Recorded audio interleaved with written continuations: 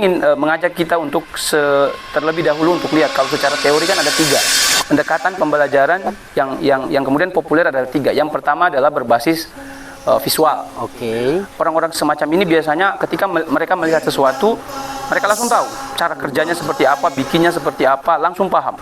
Kalau dalam konteks belajar di mata kuliah atau dalam perkuliahan, berarti orang ini lebih dekat dengan buku-buku tekstual, literatur. Orang-orang yang kemudian mengandalkan mata, visual. Yang kedua adalah orang-orang kinestetik. Biasanya orang-orang kinestetik ini mereka yang kemudian berkecimpung di dalam dunia teknik mesin, teknik elektrik. Kenapa? Karena mereka berkaitan dengan langsung menyentuh objek-objek tersebut. B.J. Habibie misalkan. Misalnya, seperti itu. Jadi orang-orang ini mereka ketika kemudian mereka menyentuh sesuatu, benar-benar ada sentuhan kulit di situ, sentuhan fisik, mereka merasa bisa lebih kemudian cepat memahami sesuatu tersebut. Oke. Nah, kalau saya kategori yang ketiga mungkin, kalau saya harus menjelaskan dan memposisikan diri saya di dalam tiga jenis pendekatan belajar ini, maka saya adalah yang ketiga, yaitu adalah auditori.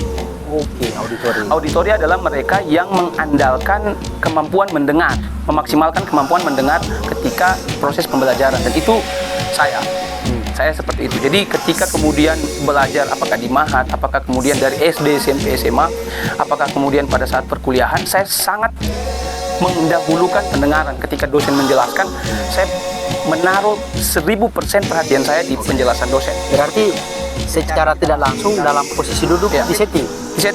Misalnya tidak ada tuh dalam kampusnya Rilan tuh duduk itu di bagian paling belakang. Itu tidak ada ya? Iya. Nah, selalu mengambil di setting bagaimana posisi duduk itu di depan. Hanya dengan ilmu pengetahuan yang bisa merubah hidup kita. Apalagi kita lahir dari keluarga yang the have not.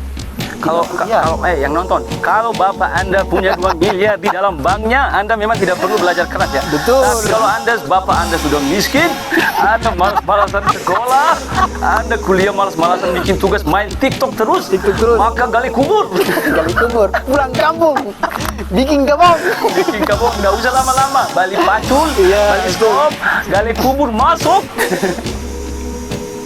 Ba'da imtahaita ta'allam fi hadhil balad ila aina satadhab. Saya selalu ucapkan untuk orang-orang yang saya rasa penting untuk mengabdi ya, terutama dalam konteks akademik. Saya bilang begini untuk Bro Andi, dan ini juga semacam pegangan untuk saya juga.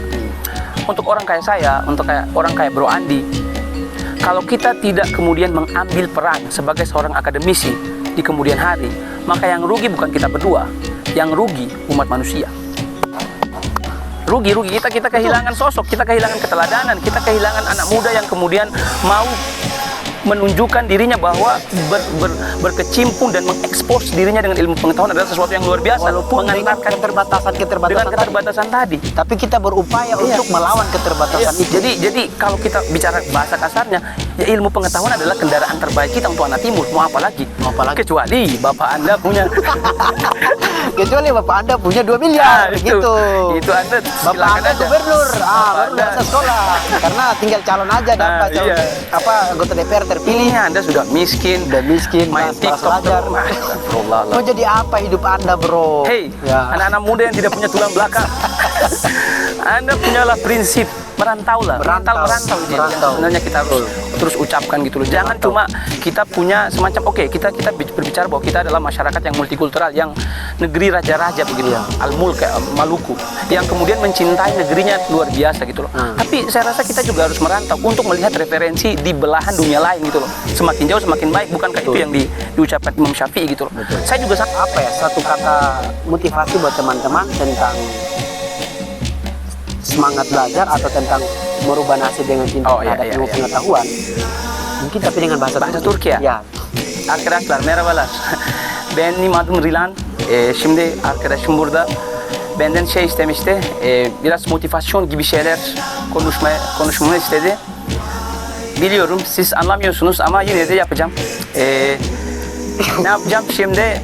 Neden hayal etmek önemli? Bence çocuklar, yani bizim için bir insan olarak hayal etmek ya da hayal sahip olmak ücretsiz bir şeydir.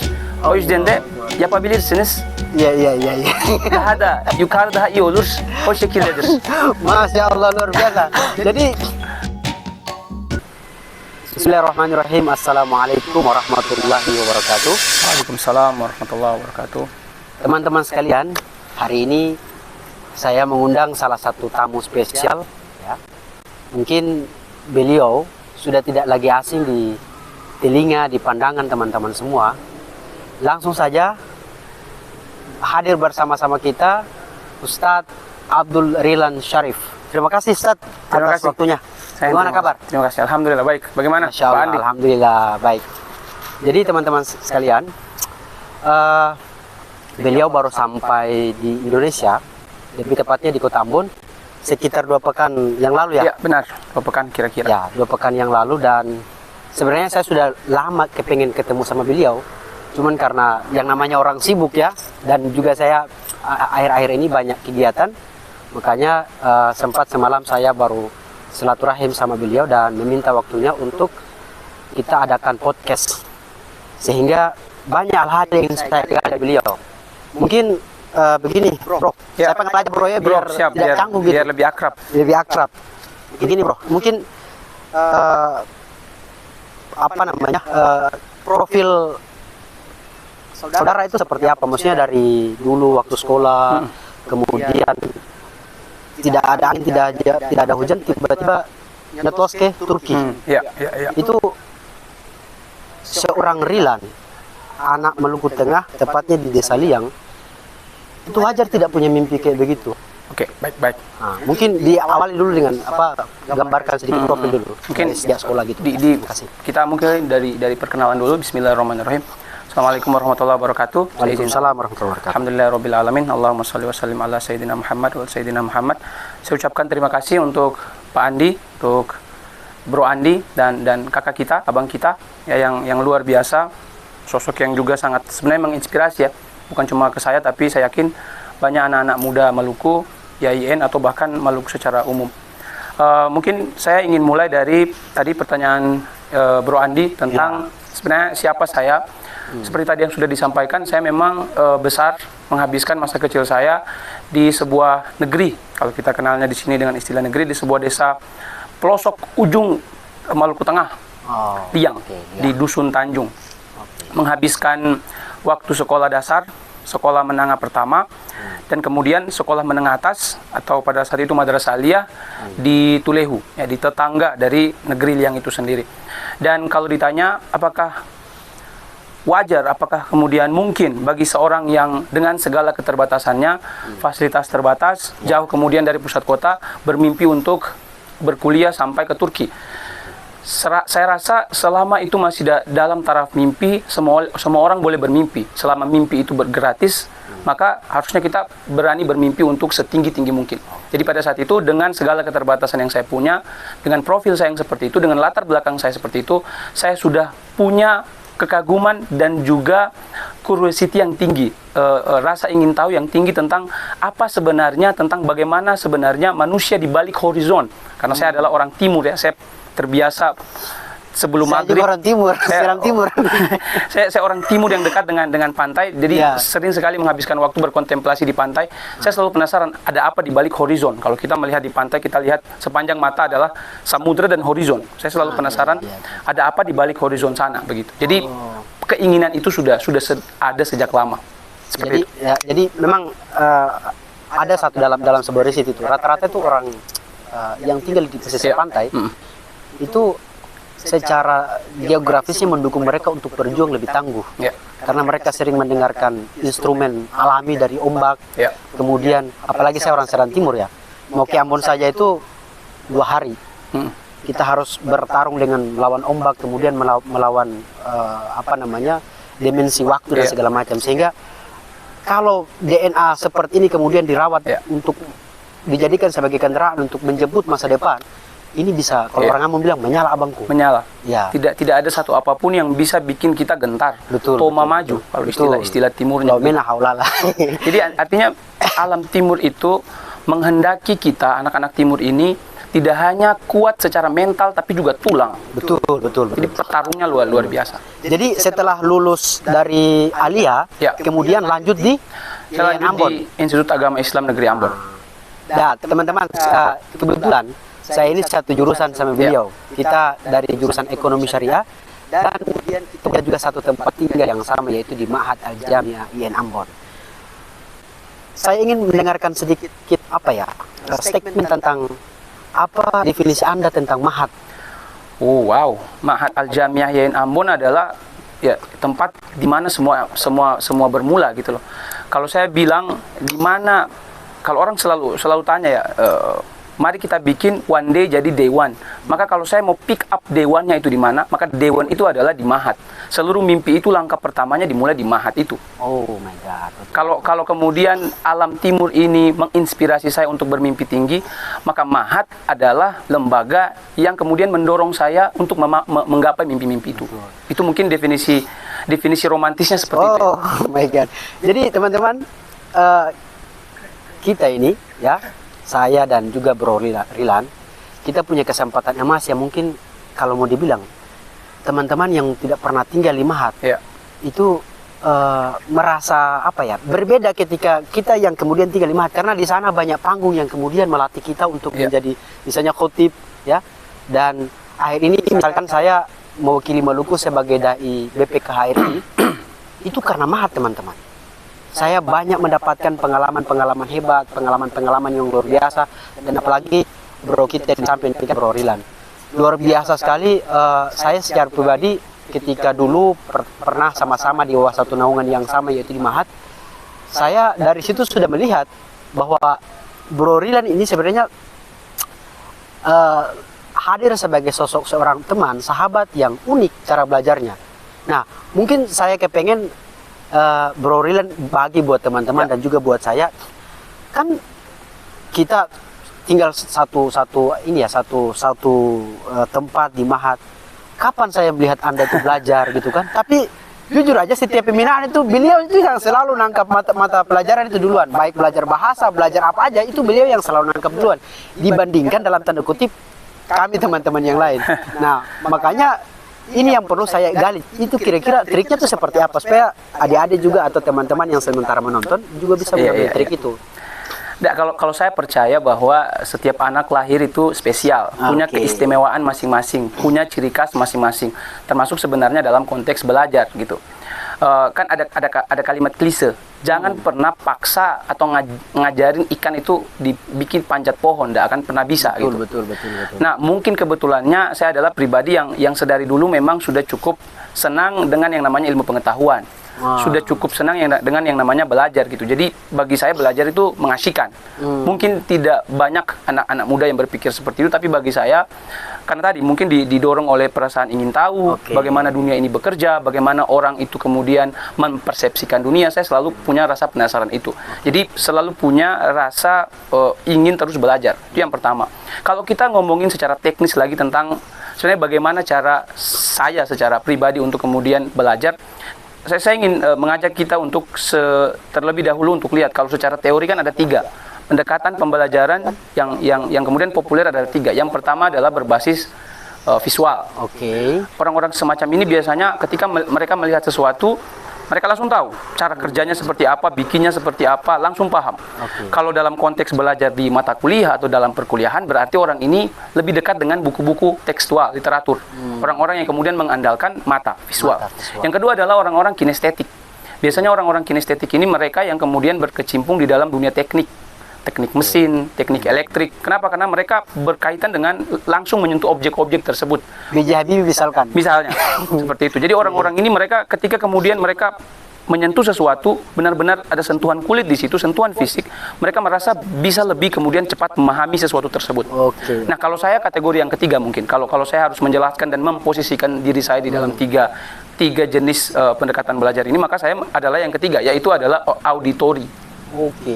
Auditori adalah mereka yang mengandalkan kemampuan mendengar, memaksimalkan kemampuan mendengar ketika proses pembelajaran, dan itu saya seperti itu. Jadi ketika kemudian belajar, apakah di Mahat, apakah kemudian dari SD, SMP, SMA, apakah kemudian pada saat perkuliahan, saya sangat mendahulukan pendengaran. Ketika dosen menjelaskan, saya menaruh 1000% perhatian saya di penjelasan dosen. Berarti secara tidak langsung dalam posisi duduk pun disetting. Misalnya tidak ada tuh dalam kampusnya Rilan tuh duduk itu di bagian paling belakang. Itu tidak ada ya? Iya. Nah, selalu mengambil di setting bagaimana posisi duduk itu di depan. Nah, ini agak klise dengan realitas Saya juga seperti itu. Dimana kalau ketika saya duduk di depan itu ada dalam satu dalam satu tanda kutip itu misalkan ketika saya duduk di depan pasti dosen ketika ada pertanyaan ataupun ini pasti saya disuruh untuk menjawab misalkan. Itu jadi ketakutan atau jadi ketakutan sebenarnya. Jadi ketakutan.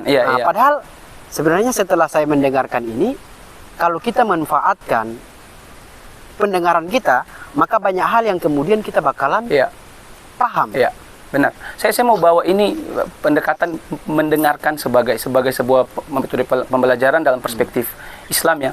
Kan Al-Quran itu mukjizat yang sampai hari ini ada di kita itu kan basisnya adalah auditoria. Bahkan Nabi Shallallahu Alaihi Wasallam itu ya ditransfer secara auditori, betul. Baru kemudian diterjemahkan dalam media-media yang lain, termasuk kemudian mushaf. Artinya kemampuan dan kekuatan telinga kita ini kadang-kadang terlalu di underestimate. Bahwa kuping kita ini yang dua ini sebenarnya bisa go beyond apa yang kita pikirkan gitu, apa yang kita ekspektasikan gitu. Artinya seperti itu. Saya mungkin kalau mau cari justifikasi bahwa pendengaran ini adalah metode yang sebenarnya cukup dahsyat, mungkin kita bisa lihat dari perspektif itu, dari perspektif Islam. Masya Allah, luar biasa ya. Jadi karena seperti itu mungkin ketika kemudian kita berbicara soal perkuliahan secara spesifik, tentu posisi duduk menentukan prestasi. Oh, itu kan kata klasik ya. Jadi dari sekolah SD mungkin ya, SMP bahkan sampai aliyah bahkan sampai mungkin JN. Itu posisi duduk itu menjadi penentu. Saya upayakan untuk tetap duduk sedekat mungkin dengan guru. Oh, Masya Allah. Jadi teman-teman bisa tiru nih. Kalau mau cerdas, mau andalkan kecerdasan pendengaran, maka tempat duduk pun harus disetting. Teman-teman bisa tiru dari sekarang cara beliau supaya bisa lolos di Turki bahkan di other country yang lain gitu teman-teman. Nah, ada apa dengan Turki? Ada apa dengan Turki? Terus sejak kapan mencintai Turki? Kan setiap kita kan punya dream. Kebetulan beta dengan Bro Rilan ini kan satu kampus, satu jurusan lagi kan? Bahkan wisuda sama-sama. Dan teman-teman bayangkan, beliau ini satu angkatan 2017, saya 2016, tapi beliau yang kemudian mewakili wisudawan terbaik kala itu. Padahal saya tidak relevan. Saya maju kasih sambutan. Yang saya lihat adalah teman-teman yang bukan teman-teman saya. Jadi pembahasan nostalgianya kurang masuk pada saat itu. Jadi kalau mau jujur sebenarnya. Ada semacam adrenalin kesedihan juga. Adrenalin kesedihan. Karena teman-teman angkatan itu tidak ada. Yang ada ini angkatan 2016. Jadi setiap nostalgia yang saya ucapkan pada saat itu, saya melihat mata-mata teman-teman yang di depan ini tidak relevan, tidak kemudian tidak masuk di saya. Kembali lagi ke pertanyaan tadi. Ada apa dengan Turki ya? Kenapa tidak negara yang lain? Dan sejak kapan? Kalau saya itu sering menggunakan istilah ada proposal hidup dan ada proposal akademik. Nah, sejak kapan Bro Rilan punya proposal hidup soal dream, soal tahun sekian saya harus seperti ini, tahun sekian harus saya seperti ini, dan terus ada apa dengan Turki? Kenapa harus Turki? Seperti yang saya sampaikan tadi, saya adalah sosok yang cukup apa ya? Kalau bahasa Turkinya itu meraklı eden bir çocuk. Meraklı eden bir çocuk itu adalah seorang anak yang selalu meraklı, bahasa Turkinya itu meraklı, curiosity-nya tinggi dan yang tadi saya bilang, saya selalu penasaran dengan bagaimana orang di balik horizon sana itu hidup. Kenapa Turki? Sebenarnya jawaban kenapa Turki itu baru kemudian saya pahami beberapa lama setelah kemudian saya lulus. Karena Turki adalah salah satu negara yang sebenarnya pada masanya pernah menjadi epicentrum peradaban manusia, bukan cuma peradaban Islam, dan berdiri paling lama dari abad ke-14 sampai mendekati abad ke-17 kan itu bukan sebuah fase waktu yang sedikit, bukan rentang waktu yang pendek, itu luar biasa gitu, dan mereka daerah kekuasaannya kita tahu sendiri seperti apa gitu.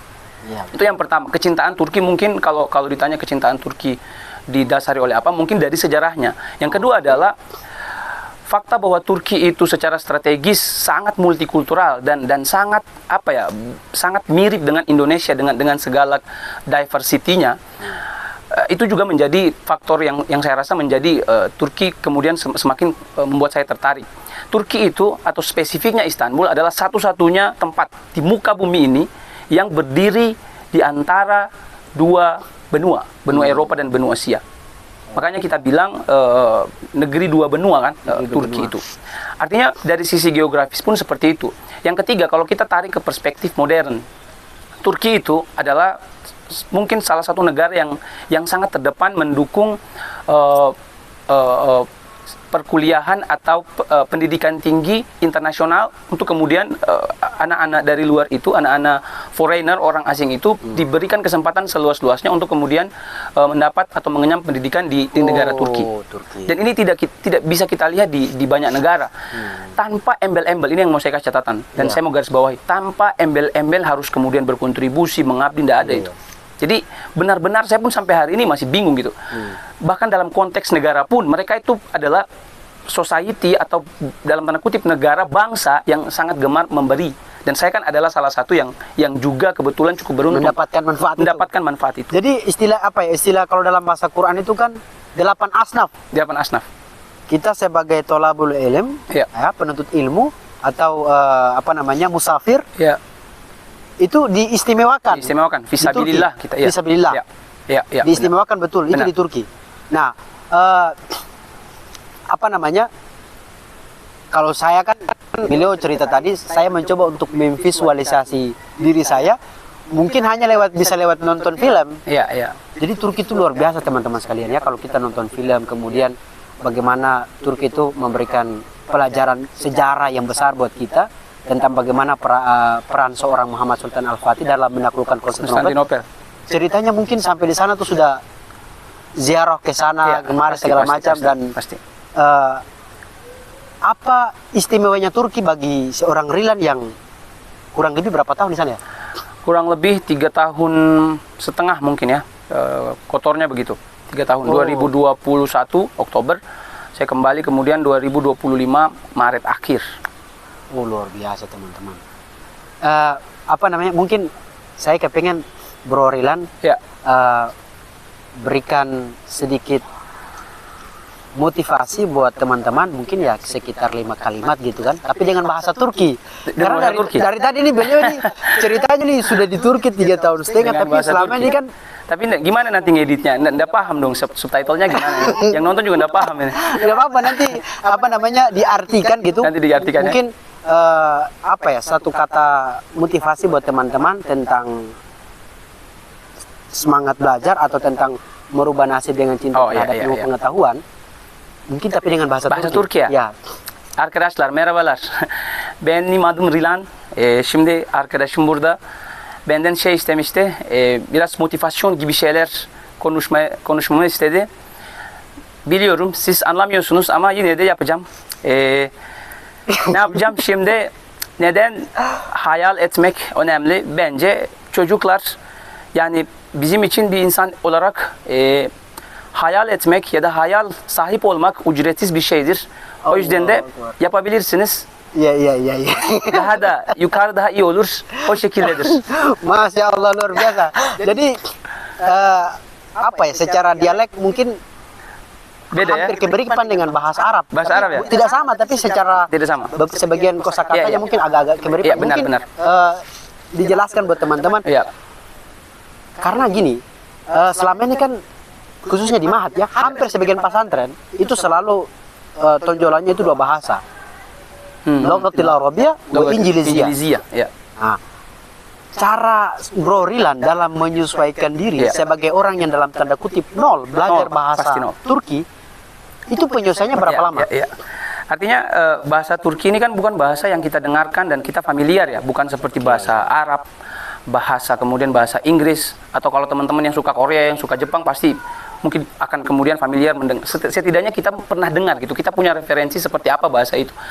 Seperti kata Bro Andi tadi, saya juga nol ketika kemudian diumumkan bahwa saya akan ke Turki, saya nol. Saya nggak ngerti sama sekali apa itu bahasa Turki, bagaimana bunyinya, bagaimana bahasanya dan seterusnya. Saya sempat bertanya, saya ingat.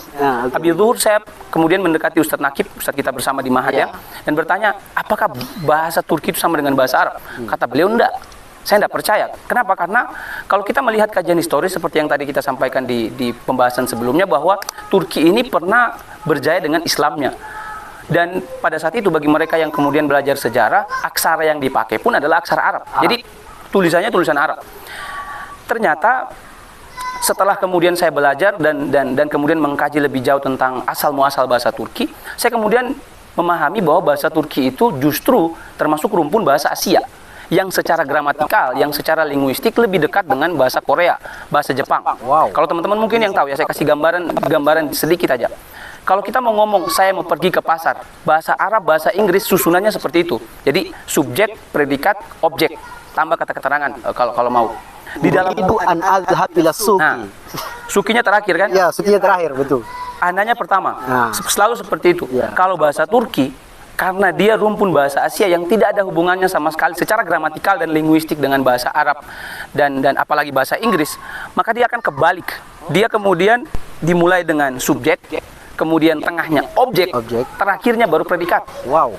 Ini kita ngomongin soal kompleksitas yang luar biasa, maha tinggi. Jadi ini kacau betul. Otak kita ini kayak diobrak-abrik ketika kemudian belajar bahasa tersebut.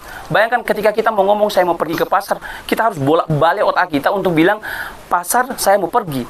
Ini kayak kita ngomong ke pasar kan. Apalagi secara habit, kita di Indonesia tidak terbiasa dengan pola kalimat seperti itu. Sangat tidak terbiasa. Saya tidak ada satu referensi bahasa pun yang bisa saya pakai untuk kemudian semacam saya gunakan untuk kemudian pada saat itu belajar bahasa Turki. Tidak ada. Jadi, karena dia berbeda dari bahasa yang saya tahu, bahasa Inggris dan bahasa Arab lah dan bahasa. Jadi dari nol sampai ke tingkat bisa ngomong dan kemudian take in give pengetahuan di dalam kelas, itu kira-kira berapa durasinya, berapa bulan gitu? Sebelum itu saya lanjutkan sedikit ya. Artinya kendati secara gramatikal dan linguistik susunan gramatikalnya itu tidak kemudian sama dengan bahasa Arab, tapi secara kalimat karena tadi ada semacam catatan historis yang kita nggak bisa lepaskan dan aksaranya pernah bahasa Arab, maka di dalam bahasa Turki itu sekitar 50% lebih bahkan 70% 60% itu adalah kalimat-kalimat serapan bahasa Arab, kata-kata serapan bahasa Arab. Saya kasih contoh satu.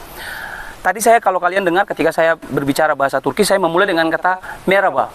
Merhaba itu kata bahasa Arab, marhaban. Oh, marhaban ya habibi.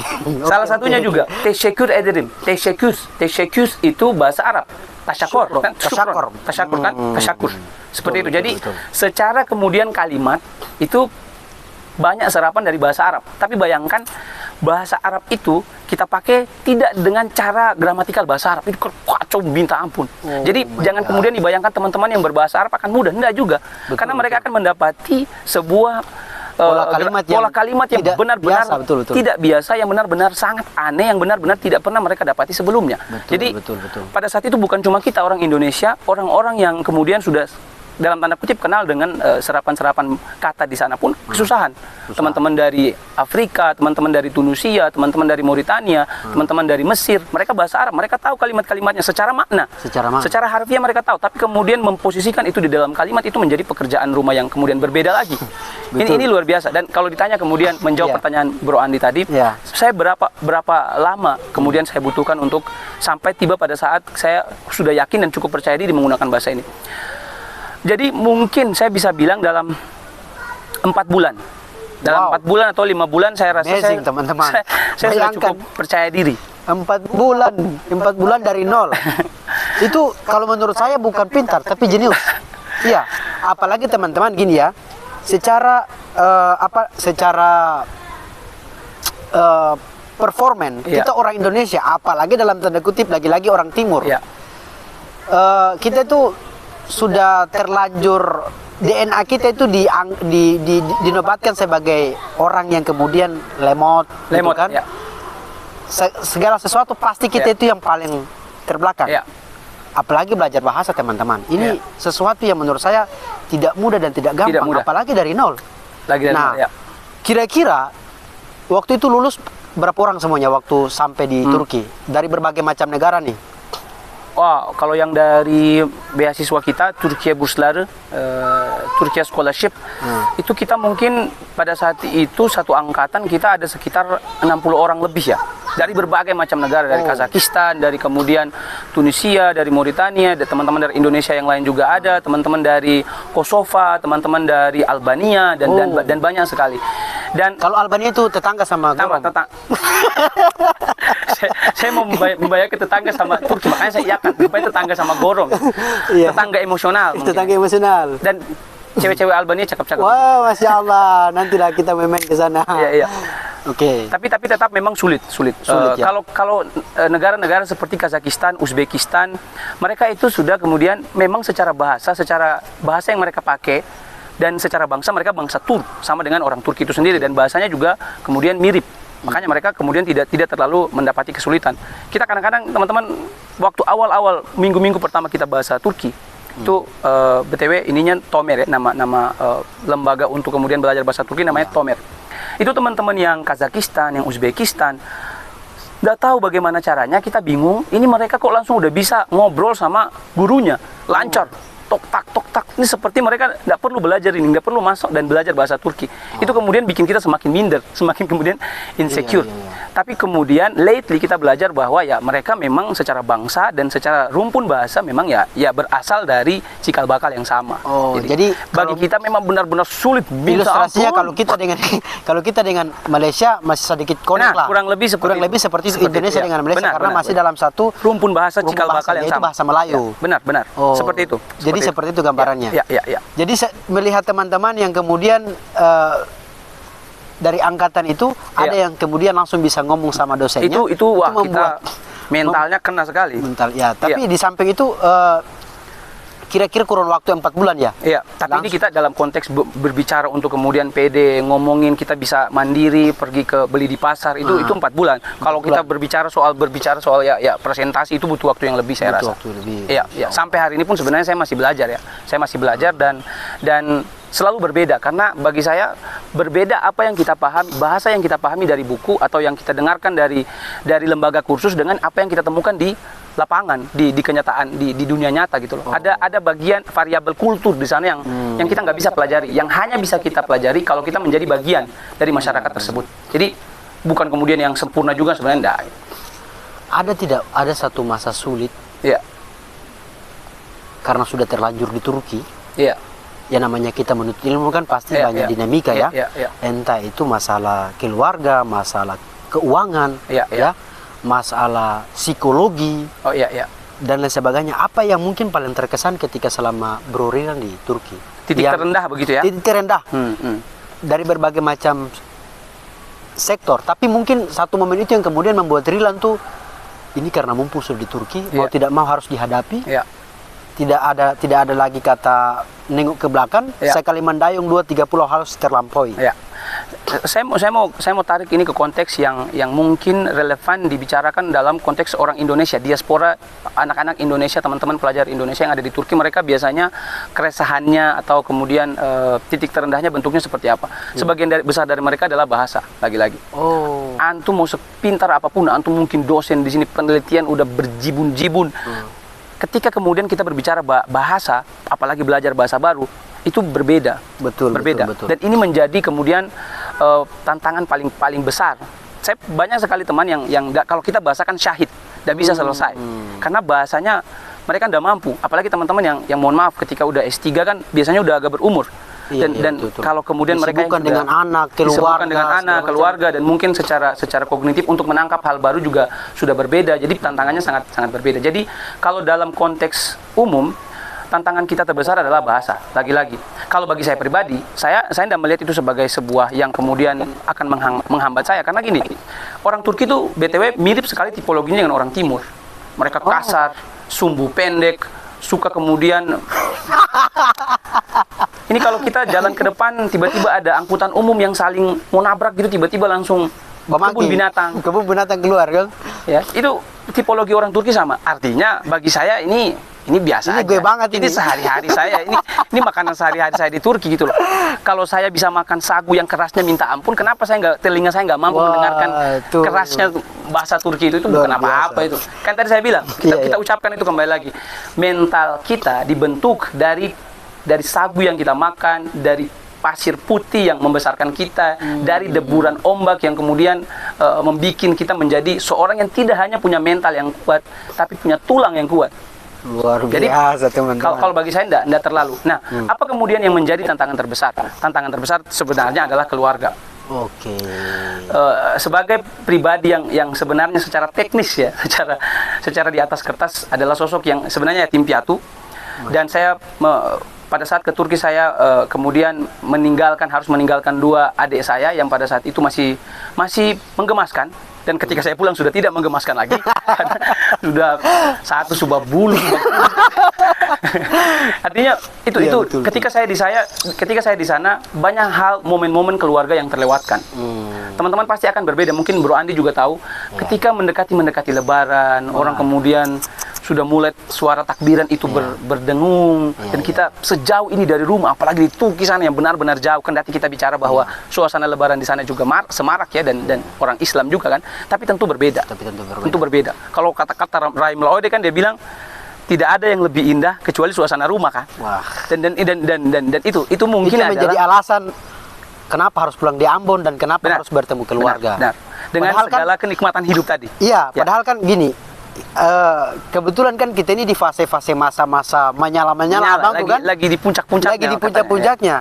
Ya. Kalau seandainya saya pribadi, wah ini kalau sudah di Turki ngapain pulang di Ambon, atau mau ngapain pulang kampung. Ya. Tapi lagi-lagi kalau berbicara tentang orang tua, kita ini hampir mirip, ya. Kita lahir dari latar belakang keluarga yang kemudian sederhana, dan kebahagiaan kehadiran kita itu satu mutiara yang begitu berharga di mata orang tua kita, di mata keluarga kita. Makanya mau tidak mau, saya kebetulan Bro kuliah juga di Jakarta, S2 di Jakarta. Dan satu hal yang saya ingin podcast dengan Bro Rilan ini karena tadi mental beliau. Hanya dengan ilmu pengetahuan yang bisa merubah hidup kita, apalagi kita lahir dari keluarga yang the have not. Kalau yang nonton, kalau bapak Anda punya 2 miliar di dalam banknya, Anda memang tidak perlu belajar keras ya. Betul. Tapi kalau bapak Anda sudah miskin, Anda malas-malasan sekolah, Anda kuliah malas-malasan bikin tugas, main TikTok terus, maka gali kubur. Pulang kampung, bikin kabong, nggak usah lama-lama, bali pacul, bali skop, gali kubur, masuk. Jadi itu sedikit iklan teman-teman. Betul, iklan yang mengandung bawang sebenarnya. Jadi teman-teman, kita harus punya satu pertanyaan. Sebagai anak kuliah ya, kebetulan kita di pelataran kampus Imam Rijalian Ambon, kita harus punya satu pertanyaan. Apa hobi saya? Apa kesukaan saya? Lalu digabungkan menjadi satu passion, kemudian dalam menemukan metode belajar. Itu sih yang sebenarnya harus ditemukan. Yang sebenarnya sedini mungkin, seawal mungkin kita temukan, kita definisikan semakin baik sebenarnya. Benar-benar kayak menemukan saya sukanya apa, saya passion di bidang apa, kekurangan saya apa, kelebihan saya apa. Betul. Dan kemudian meramu itu sedemikian rupa, mencari pendekatan, approach belajar, approach melihat kehidupan yang cocok. Sedini mungkin itu kita lakukan dan kita tentukan, semakin baik. Betul.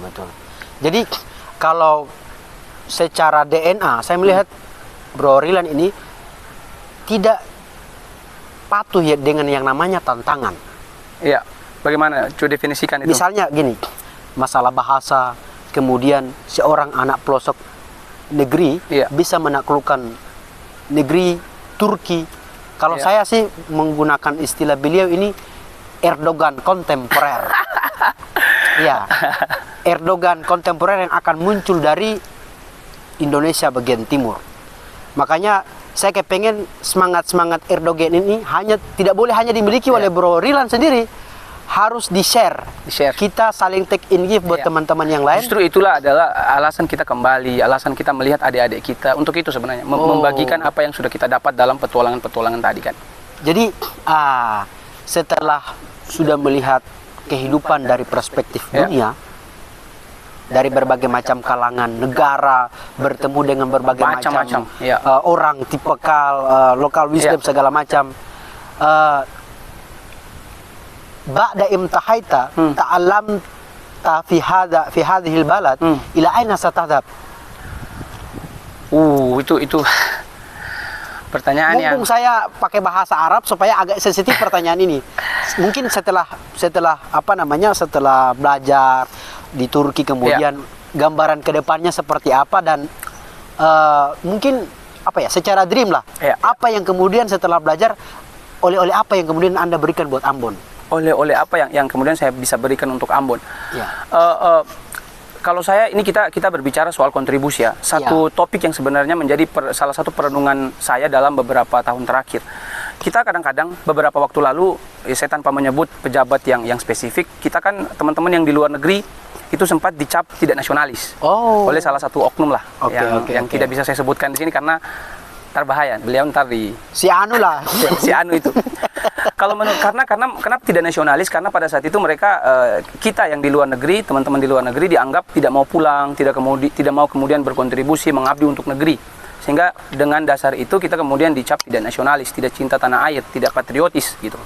Padahal bagi saya pribadi ya, di zaman yang sudah sedemikian rupa berubahnya globalisasi yang kita sekarang kita berbicara bukan lagi soal internet, kita berbicara soal artificial intelligence. Kita berbicara soal AI, kita berbicara soal sustainability, kita berbicara soal isu-isu yang kemudian sebenarnya sudah sangat modern. Nah, artinya pemaknaan kita tentang kontribusi dan pengabdian itu juga harus kita upgrade. Harusnya ya, yang menjadi catatan kita bersama, kontribusi dan mengabdi untuk negeri itu harusnya dia tidak boleh dibatasi oleh hanya batas-batas atau limit-limit geografis. Bahwa hanya kamu harus pulang dalam rangka kamu kemudian bisa mengabdi. Sebenarnya tidak mesti itu. Kamu tidak harus tiba secara fisik, hadir secara fisik di sana untuk kemudian bisa berkontribusi. Siapa tahu peranmu di luar negeri memainkan peran yang berbeda, kemudian bisa kemudian memberikan sesuatu ke Indonesia, justru akan memberikan dampak yang lebih. Kalau saya mau bikin lebih sederhana begini. Berkontribusi atau mengabdi itu bukan soal di mana pertanyaannya. Bukan soal di mana, tapi soal untuk siapa. Dan untuk siapanya kan jelas, untuk Indonesia. Itu kata kuncinya sebenarnya. Mau apapun, mau dimanapun, kita kembali ilmu kita, pengalaman kita, apa yang kita capai, apa yang kita dapat, kita kembalikan kepada Indonesia. Dengan cara apapun, tidak mesti harus kemudian mengabdi dan menghadirkan diri secara fisik di sini. Gitu. Jadi ini mungkin terlalu filosofis ya, padahal pertanyaan antum. Enggak, begitu cara orang luar negeri dalam melihat kontribusi. Ini mohon maaf, ini cuaca juga semakin mempengaruhi, jadi kita terbawa senja begini, terbawa suasana menjadi semakin filosofis. Warna senja itu melambangkan perpisahan, tapi ada cinta yang bertabur di sana. Kata Raim Lodi begitu. Jadi teman-teman sekalian, memang betul sejauh mana kita belajar ya, sejauh mana kita merantau, tapi kita selalu, apalagi dalam tanda kutip awal-awal kemerdekaan negara kita tercinta ini, kita sempat diberikan satu wejangan oleh Mbah Hashim Asy'ari, hubbul waton minal iman. Ya, jadi betul, apalagi dengan era artificial intelligence yang hari ini kemudian semarak di beranda kehidupan sosial kita. Kontribusi kita tidak seharusnya dengan fisik, tetapi juga dengan gagasan, ide, kontribusi dalam memberikan karya-karya terbaik, dan itu menambah value Indonesia, lebih khususnya Kota Ambon, itu juga bagian daripada kontribusi. Apalagi di era kekinian yang sudah sedemikian rupa mengglobal sekali, ya kontribusi itu tidak kemudian hanya terbatas pada atau dibatasi oleh batas-batas geografis. Nggak mesti itu sudah tidak relevan. Seseorang bisa tinggal dimanapun, tapi tetap memberikan nilai kepada negaranya. Kita tahu itu kok, kita tahu itu. Jadi, artinya saya mau koreksi untuk siapapun yang masih berpikir bahwa mereka yang dalam tanda kutip tidak mau pulang itu adalah mereka tidak nasionalis. Saya mau koreksi itu untuk kita sama-sama mendudukan ulang dan meredefinisi apa yang kita maknai dengan kontribusi gitu loh. Kan kemarin kan sempat banyak sekali tagar-tagar yang berhubungan dengan isu ini kan, Indonesia gelap. Kemudian juga kabur aja dulu. Betapa mereka diaspora di luar sana, di luar negeri itu memang lebih memilih menetap di sana gitu loh. Karena seperti menggali kubur sendiri gitu ketika kita pulang dan lain seterusnya. Tapi saya tidak se-ekstrim itu, alhamdulillah. Saya masih berpikir bahwa sepertinya apapun yang akan saya lakukan, saya berusaha untuk setidaknya memberikan nilai, memberikan sesuatu untuk tempat di mana saya dilahirkan, tempat di mana tanahnya memberikan saya makanan dan minuman. Jadi betul. Jadi begini, teman-teman, memang betul apa yang disampaikan oleh Rilan tadi, bahwa sebagian teman-teman yang kemudian menggunakan tagar tadi itu karena ya kekecewaan, realistis. Banyak kemudian yang belajar ya sekolah tinggi-tinggi kemudian pulang, itu tidak diberikan apresiasi. Tidak harus apresiasi, tapi minimal tempat untuk kita mengabdi. Tempat untuk kita mengabdi. Pasti Bro Andi juga juga merasakan. Saya juga itu. seperti itu ya. Misalnya saya juga belajar di Jakarta ya, belajar S2 ekonomi syariah juga ya, sama-sama kita lanjut ekonomi syariah. Ya. Tujuannya satu, untuk memperbaiki taraf kehidupan orang Maluku. Banyak hal yang kemudian kita belajar dengan dosen-dosen kita yang tentunya secara keilmuan mereka profesional juga. Profesional, Ya. benar. Dan kita kepengen membawa oleh-oleh itu ke negeri kita. Hanya saja local wisdom kita, local wisdom berpikir maksudnya. Local wisdom berpikir itu semacam menghalangi kita untuk kemudian melakukan itu. Jadi ini seharusnya harus didengar oleh para pengambil kebijakan ya, para pemimpin-pemimpin kita di negeri ini, bahwa kalau bukan kita siapa lagi? Ya, benar. Harusnya kemudian kesempatan itu diberikan sebesar-besarnya. Karena hanya kita anak negeri yang membangun negeri ini dengan rasa. Dengan rasa. Ya, benar. Kalau orang lain membangun negeri ini hanya dengan ujung-ujungnya laporan LPJ. Ya. Mau maksimal atau tidak, mau efektif atau tidak, no problem. Ya. Tapi kalau kita, ini tanah pusat kita, darah daging kita dibentuk dari sini. Dari sini, ya. Jadi ketika kita yang kemudian diberikan kepercayaan, awareness gitu, kita bakalan melakukan semaksimal mungkin. Karena di tanah inilah kemudian kita lahir. Di tanah inilah kemudian orang tua kita, kemudian berbagai macam hal yang kemudian ada di sini. Jadi itu yang membuat kita Indonesia, lebih tepatnya di kota Ambon, itu hampir kalau mau dibilang ya, setiap tahun itu tuh kita tidak melihat bagaimana generasi muda Maluku itu misalnya lolos di Amerika, lolos di Turki, lolos di Mesir. Sangat jarang ya, Itu yang kemudian membuat kita itu sangat jauh dengan akses ilmu pengetahuan. Jauh dari akses. Sementara saya punya pengalaman pribadi belajar di luar. Kita tuh waktu itu belajar bahasa Arab, selalu ditanyakan oleh teman-teman. Misalnya waktu itu pertanyaannya seperti ini. Ba'da imtahaita ta'allamta fi hadhihi ad-daurah ila aina satadhhab? Setelah kamu belajar di sini, kamu mau kemana?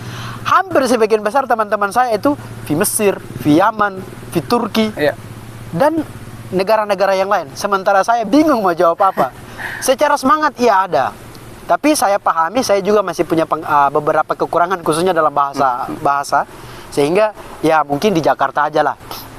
Tapi itu yang saya lihat bahwa semangat kita kadang-kadang harus ada variabel pembanding yang kemudian mendorong yaitu itu kebijakan, kemudian kontribusi. Kan kita punya aturan APBN dan aturan APBD yang dimana 30% itu dialokasikan untuk pendidikan. Kenapa kita tidak mendapatkan akses itu? Sehingga wajar saja kalau mungkin kita kenapa nggak dapat akses itu karena uangnya udah habis dipakai buat kebijakan makan gratis. Makanya wajar kalau IPM kita itu rendah. Jadi tidak apa-apa kita bodoh asal perut kita kenyang. Itu salah sekali. Sebenarnya salah. Makanya wajar kalau IPM kita itu rendah. Makanya saya pribadi sangat mengapresiasi teman-teman yang kemudian punya hujah atau punya semangat terhadap mencintai ilmu pengetahuan, karena keputusan kita dalam menuntut ilmu itu ternyata berdampak terhadap reputasi nama baik negeri ini. Tadi malam kita ketemu dan saya sempat kasih kata-kata yang saya selalu ucapkan untuk orang-orang yang saya rasa penting untuk mengabdi terutama dalam konteks akademik. Saya bilang begini untuk Bro Andi, dan ini juga semacam pegangan untuk saya juga. Untuk orang kayak saya, orang kayak Bro Andi, kalau kita tidak kemudian mengambil peran sebagai seorang akademisi di kemudian hari, maka yang rugi bukan kita berdua, yang rugi umat manusia. Rugi kita kehilangan sosok, kita kehilangan keteladanan, kita kehilangan anak muda yang kemudian mau menunjukkan dirinya bahwa berkecimpung dan mengekspos dirinya dengan ilmu pengetahuan adalah sesuatu yang luar biasa. Walaupun dengan keterbatasan tadi. Tapi kita berupaya untuk melawan keterbatasan itu. Jadi kalau kita bicara bahasa kasarnya, ya ilmu pengetahuan adalah kendaraan terbaik kita untuk anak timur. Mau apa lagi? Kecuali Bapak Anda punya kecuali Bapak Anda punya 2 miliar gitu. Itu Anda Bapak Anda aja. Gubernur, baru udah selesai sekolah. Karena tinggal calon aja dapat anggota DPR terpilih. Ini Anda sudah miskin, main TikTok belajar. Mau jadi apa hidup Anda, Bro? Hei, anak-anak muda yang tidak punya tulang belakang. Anda punyalah prinsip merantau lah, merantau itu yang sebenarnya kita harus terus ucapkan gitu loh. Jangan cuma kita punya semacam kita berbicara bahwa kita adalah masyarakat yang multikultural, yang negeri raja-raja begitu, Al-Mulk Maluku, yang kemudian mencintai negerinya luar biasa gitu loh. Tapi saya rasa kita juga harus merantau untuk melihat referensi di belahan dunia lain gitu loh. Semakin jauh semakin baik, bukankah itu yang diucapkan Imam Syafi'i gitu loh. Saya juga sama ketika Bro Andi tadi menjelaskan tentang perbandingan seperti apa di Jakarta dan mungkin spesifik di Ambon. Bro Andi, ketika saya menginjakan kaki di Indonesia hari pertamanya, hari itu juga saya bilang, saya langsung rindu dan saya mau pulang ke Turki kembali seakan-akan. Luar biasa. Mohon maaf, sebegitunya jauh Indonesia ini untuk kemudian menawarkan kualitas hidup yang lebih baik. Saya mohon maaf ya. Kita berbicara soal apa? Realistis, Bro. Realistis. Kita nggak hanya ngomongin soal dalam konteks menjadi seorang pelajar. Tapi ingat, kalau kita menentukan diri kita untuk menjadi seorang pelajar di universitas, secara bersamaan kita juga menentukan diri kita hidup bersama society tersebut. Betul. Dan itu merupakan bagian yang penting. Di sana transportasi luar biasa nyaman. Ini saya 2 minggu udah kembali lagi ke asalnya, jadi hitam lagi. Padahal waktu beliau pulang dari Turki itu kayak opa-opa Korea gitu, teman-teman. Itu lumayan. Artinya bentengnya Masya Allah, naik beberapa persen. saya berbicara soal konteks yang lebih luas dari hanya pendidikan ya. Taraf hidup, bagaimana masyarakat itu berpikir, bagaimana kemudian ketersediaan fasilitas. Di sana, setiap kita bilang distrik, kita bilang mahalle, kecamatan itu punya 2 atau 3 lapangan yang gratis, lapangan mini soccer yang gratis, tidak ada yang bayar. Anak-anak kecil di situ bisa main, orang-orang anak-anak muda tinggal telepon reservasi bisa main, tidak pakai bayar. Mereka memberikan fasilitas olahraga di taman luas. Dan itu banyak sekali seperti itu, akses semacam itu. Jadi mereka memastikan untuk masyarakatnya itu punya kualitas hidup yang lebih baik. Kita tidak bisa bicara itu sekarang. Kenapa? Karena kita masih repot ngurusin konflik antar negeri. Kita masih ngurusin konflik antar sekolah. Tidak bisa jauh sekali. Masalah kita hari ini. Makanya kalau saya ditanya, apa yang harus kita lakukan untuk kemudian membangun mindset itu? Teman-teman cobalah merantau. Merantau supaya teman-teman sadar bahwa dunia ini bukan cuma tentang kamu atau negerimu gitu loh. Mohon maaf ya, tentang kamu atau margamu atau klanmu atau apapun itu. Ada banyak sekali mereka yang berbeda kulitnya dengan kita. Saya ke sana, nih saya terbiasa melihat orang hitam. Saya juga hitam juga, orang timur gitu. Betul. Kayak Bro Andi hitam manis, kita tahu. Di sana ada orang Afrika yang hitamnya hitam Dove. Antum tahu kalau mobil ada glossy, ada Dove. Nah itu yang tidak menyerap cahaya, hitam. Itu ada makhluk semacam itu di dunia ini gitu loh, tanpa saya rasis ya. Betul. Artinya lihatlah dunia ini gitu loh. Kalau bahasa tuh bigelin tidak gelelim, dunia bibakalem gitu. Masya Allah. Dunia bibakalem arkadaşlar. Gerçekten. Makanya dari pelajaran itu kita bisa membuktikan bahwa Quran itu lahroi bafi. Iya. Ya Yohanes inna khalaqnakum min dzakari wa untha wa ja'alnakum syu'uban wa qabaila lita'arafu. Al-Hujurat ayat 13. Ayat 13. Saling mengenal. Jangan merasa kita paling tinggi, kita negeri paling tinggi, mari kita sikat negeri sebelah, dan jangan seperti itu. Negeri lain sana, bangsa lain, Jepang, Amerika, Turki, mereka sudah berbicara soal perdamaian dunia. Mereka berbicara soal bagaimana membebaskan Palestina. Kita masih sibuk gontok-gontokan, konflik horizontal, konflik desa. Ayolah. Masih apa ya? Level pertikaian kita itu siapa yang pertama di negeri ini itu, siapa yang kemudian yang laki-laki di negeri ini. Itu ayolah teman-teman ya. Kecuali bapak Anda pejabat. Bapak Anda punya 2 miliar. Tapi serius. Mental merantau itu harus kita sama-sama bangun lah. Betul. Jadi teman-teman, mungkin saya ingin dengarkan satu close statement dari Bro Rilan, tapi tidak usah pakai bahasa Turki soalnya nanti tidak dipahami oleh teman-teman. Mungkin close statement, dan bukan hanya close statement sih, tapi beberapa kalimat yang membuat teman-teman dan saya pribadi mengambil pelajaran bahwa yang bisa mengubah hidup kita, yang bisa mengubah status sosial orang tua kita, status sosial keluarga kita, hanya dengan ilmu pengetahuan. Tanpa ilmu pengetahuan, kita tidak bisa berbuat apa-apa. Turki bisa ditaklukkan oleh Rilan, maka sekarang giliran Anda, giliran saya untuk menaklukkan negara-negara yang lain. Ya, silakan. Saya juga setuju itu. Penaklukan itu kita mulai dari diri kita sendiri ya. Kamu nggak usah ngomongin soal mau menaklukkan negara A, negara B, kota A, kota B. Kalau kamu sebagian besar waktumu di setiap hari itu kamu pakai untuk nonton TikTok kayak orang tolol itu ya. Mohon maaf, saya benci betul gitu. Ini saya ucapkan ini, saya juga maki-maki diri saya kalau saya mendapati diri saya tidak produktif. Setiap habis maghrib saya pasti kata-katain diri saya depan kaca, kamu ngapain hari ini? Kamu nonton Instagram kebanyakan hari ini. Artinya yang saya benci, lagi-lagi yang saya benci bukan manusianya, tapi Pola aktivitas itu. pikirnya, Aktivitas itu. Kalau itu saya lakukan, saya akan maki-maki diri saya juga.